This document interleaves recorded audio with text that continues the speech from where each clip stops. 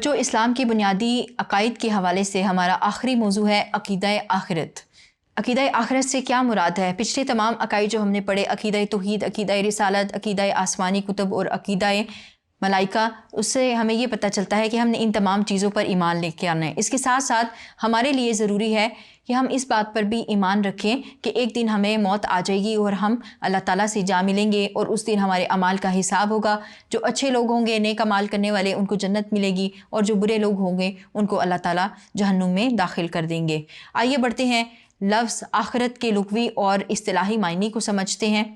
جب ہم لغت کا مطالعہ کریں تو ہمیں پتہ چلتا ہے کہ یہ جو لفظ ہے یہ ڈیرائیوڈ ہے سہ حرفی لفظ سے، جس کا مادہ ہے، روٹ ورڈ ہے حمزہ، خا اور را۔ اس سے مراد کیا ہے؟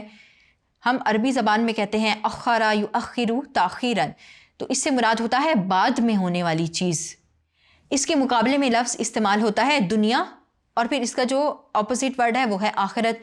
دنیا کو دنیا کیوں کہتے ہیں؟ دنیا کو دنیا اس لیے کہا جاتا ہے کہ وہ قریب کی چیز ہے، جبکہ آخرت کو آخرت اس لیے کہا جاتا ہے کہ وہ بعد میں وقوع پذیر ہوگی۔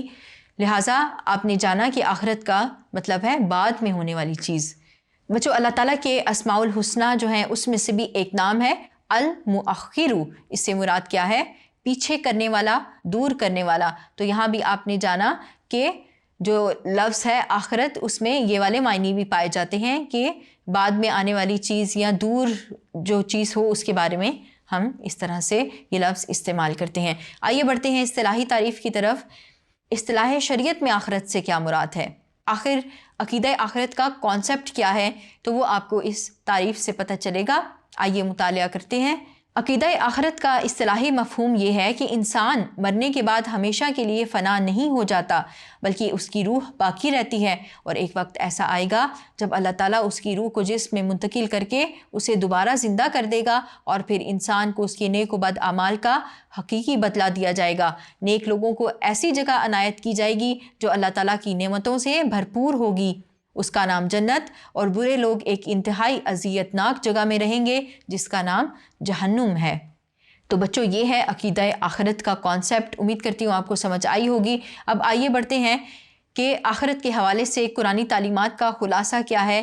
قرآنی تعلیمات میں آخرت کس کو کہا جاتا ہے، اور اللہ تعالیٰ نے آخرت کے بارے میں قرآن مجید میں کون سی آیتیں ارشاد فرمائی ہیں؟ تو بچوں، اللہ تعالیٰ آخرت کے عقیدے کے حوالے سے مسلمانوں کی تعریف کرتے ہوئے فرماتے ہیں وَهُمْ بِالْآخِرَةِ يُوقِنُونَ، یعنی ایمان والے وہ ہیں جو آخرت پر یقین رکھتے ہیں۔ اسی طرح اللہ تعالیٰ نے ایک اور آیت میں اس طرح سے ارشاد فرمایا إِنَّ الْأَبْرَارَ لَفِي نَعِيمٍ وَإِنَّ الْفُجَّارَ لَفِي جَحِيمٍ، بے شک نیکوکار نعمتوں کی بہشت میں ہوں گے اور بدکار دوزخ میں۔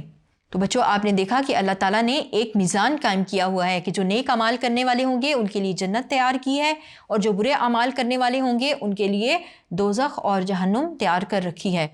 آخرت کے حوالے سے قرآنی تعلیمات کے خلاصے کی بات کی جائے تو اس سلسلے میں چند نکات درج ذیل ہیں، آپ کے سامنے بیان کیے دیتے ہیں۔ نمبر 1، انسان کی دنیاوی زندگی اس کی آخرت کی زندگی کا پیش خیمہ ہے۔ دنیا کی زندگی عارضی اور آخرت کی زندگی دائمی ہے۔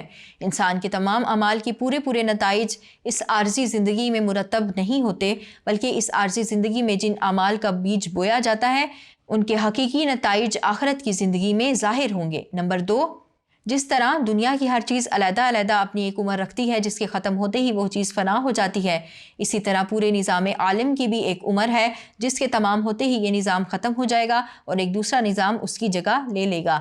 جب دنیا کا یہ نظام دھرم برہم ہو جائے گا تو ایک دوسرا نظام قائم ہوگا، اور انسان کو پھر جسمانی زندگی ملے گی۔ اس روز ایک زبردست عدالت لگے گی جس میں انسان کے تمام اعمال کا حساب لیا جائے گا۔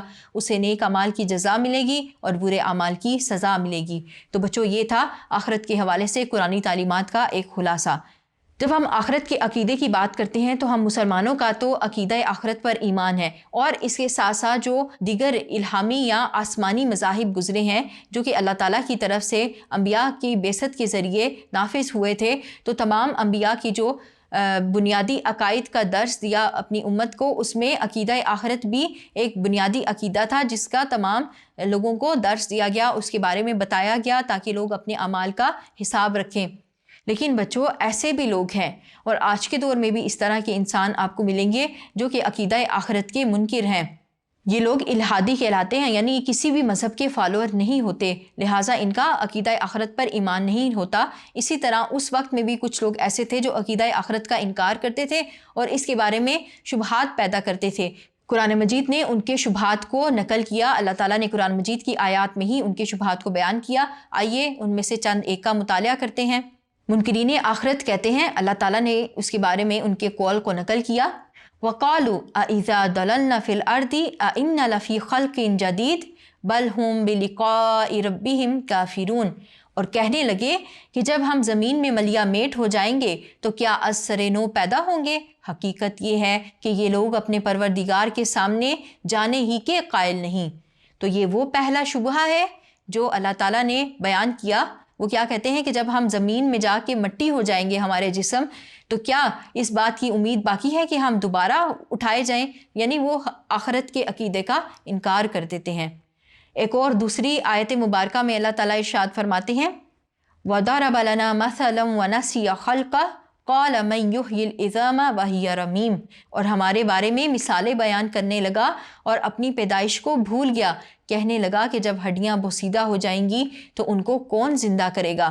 تو منکرین آخرت بچوں اس طرح کے شبہات اٹھایا کرتے تھے، ان کو آخرت کے آنے کا یقین ہی نہیں تھا۔ وہ کہتے تھے کہ جب ہم بوسیدہ ہو جائیں گے، ہماری ہڈیاں بوسیدہ ہو جائیں گی، کچھ باقی ہی نہیں رہے گا، تو ہم کیسے اٹھائے جا سکیں گے؟ تو اللہ تعالیٰ ان کو کہتے ہیں کہ یہ اپنی پہلی پیدائش کو بھول چکی ہیں، یعنی پہلی دفعہ اللہ تعالیٰ کہتے ہیں پیدا کرنا زیادہ مشکل ہو شاید، دوسری دفعہ تو پیدا کرنا کچھ بھی مشکل نہیں ہوتا۔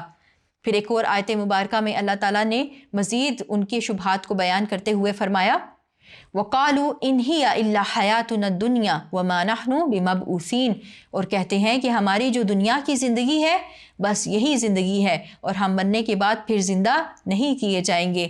تو بچوں ایسے لوگ یہاں دنیا میں موجود ہیں جن کا یہ عقیدہ ہے کہ یہ دنیا کی زندگی ہی زندگی ہے، اس کے بعد اس کے علاوہ اور کوئی زندگی نہیں ہو سکتی، تو وہ عقیدہ آخرت کے منکر ہیں، لہٰذا وہ اپنے اعمال بھی اس کے مطابق نہیں کرتے۔